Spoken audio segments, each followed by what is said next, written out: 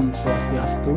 Kami dari kelompok 15 akan mempresentasikan materi tentang pelanggaran etika bisnis dalam PT Gudang Garam Tbk.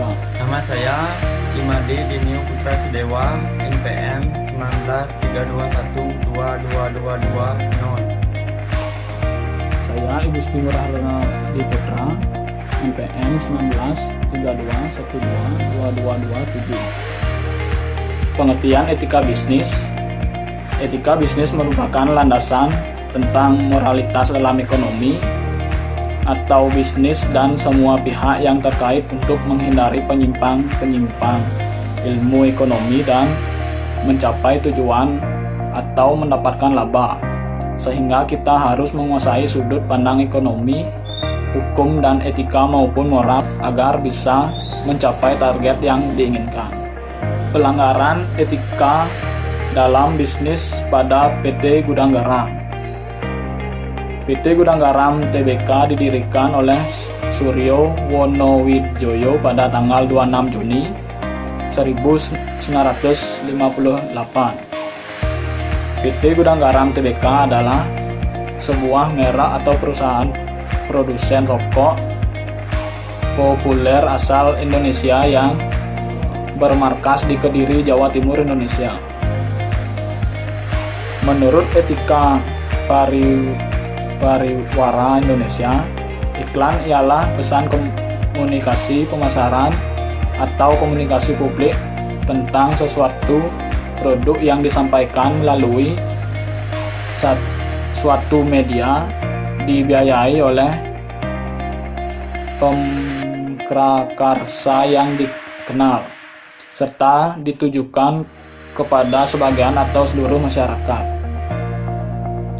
Iklan dan pelaku periklanan harus jujur, benar, dan bertanggung jawab, bersaing secara sehat, melindungi dan menghargai layak, tidak merendahkan agama, budaya, negara, dan golongan, serta tidak bertentangan dengan hukum yang berlaku.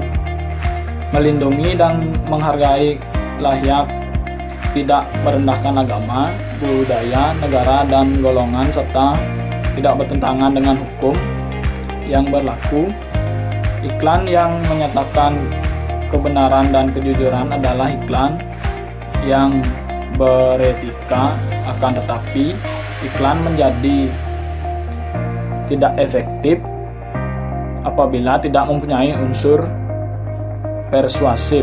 Akibatnya tidak akan ada iklan yang menceritakan the word truth dalam pesan iklannya.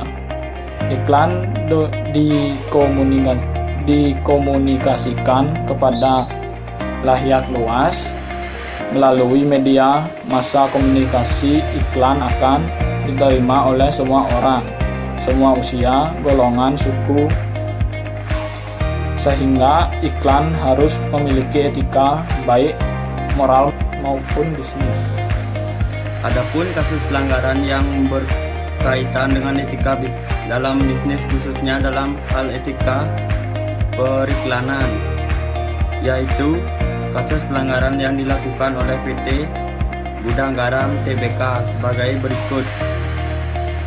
Komisi Penyiaran Indonesia KPI Pusat berdasarkan tugas dan kewajiban yang diatur dalam Undang-Undang Nomor 32 Tahun 2002 tentang Penyiaran, Undang-Undang Penyiaran.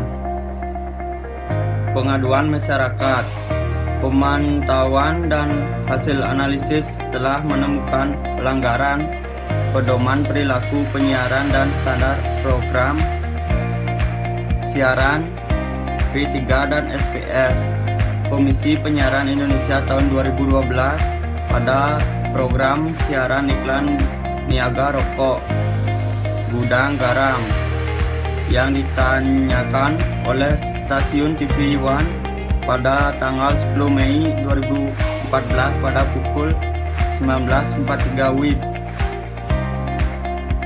Program tersebut menampilkan iklan rokok di bawah pukul 21 Jenis pelanggaran ini dikategorikan sebagai pelanggaran terhadap perlindungan kepada anak-anak dan remaja. KPI Pusat memutuskan bahwa tindakan penayangan tersebut telah melanggar pedoman perilaku penyiaran Komisi Penyiaran Indonesia tahun 2012, Pasal 14 dan Pasal 43 serta standar program siaran Komisi Penyiaran Indonesia tahun 2012, Pasal 15 ayat 1, Pasal 58 ayat 1 dan Pasal 59 ayat 1.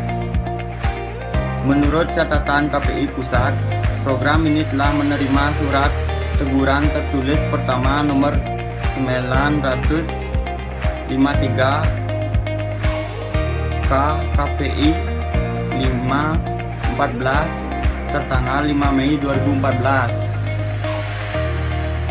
Berdasarkan pelanggaran di atas, KPI Pusat memutuskan menjatuhkan sanksi administratif teguran tertulis kedua. Atas pelanggaran ini, KPI Pusat akan terus melakukan pemantauan dan meningkatkan sanksi yang lebih berat jika tetap melanggar ketentuan jam tayang iklan rokok. Sesuai dengan PP nomor 50 tahun 2005 tentang penyelenggaraan lembaga penyiaran swasta, penayangan iklan rokok di siang hari jelas melanggar pasal 21 ayat 3. Faktor penyebab keberhasilan perusahaan: 1. Faktor manusia. 2. Faktor keuangan. 3. Faktor organisasi. 4. Faktor mengatur usaha. Dan 5. Faktor pemasaran. Faktor penyebab kegagalan perusahaan: pertama, tidak kompeten dalam manajerial. Kedua, kurang berpengalaman baik dalam kemampuan teknik, kemampuan memvisualisasikan usaha, kemampuan mengordinasikan, keterampilan mengelola sumber daya manusia, maupun kemampuan menginterasikan operasi perusahaan. Ketiga, kurang dapat mengendalikan keuangan. Keempat, gagal dalam perencanaan. Kelima, kurangnya pengawasan peralatan. Keenam, lokasi yang kurang memadai. Aplikasi atau cara untuk mengatasi kasus tersebut: diperlukan etika periklanan. Diperlukan dalam mengatur perilaku individu agar lebih mengutamakan kepentingan orang banyak, sedangkan aktivitas periklanan suatu dampak sosial, budaya, dan ekonomi tertentu bagi kelayaknya. Sebab itu, agar dampaknya tidak negatif, maka diperlukan pengaturan membuat iklan itu tidak semena-mena, baik berita dan gambarnya harus mengacu nilai moralitas yang berlaku pada kalangan masyarakat. Ketentuan-ketentuan normatif yang menyangkut profesi dan usaha periklanan yang telah disepakati untuk dihormati, ditaati, dan ditegakkan oleh semua asosiasi dan lembaga pengemban.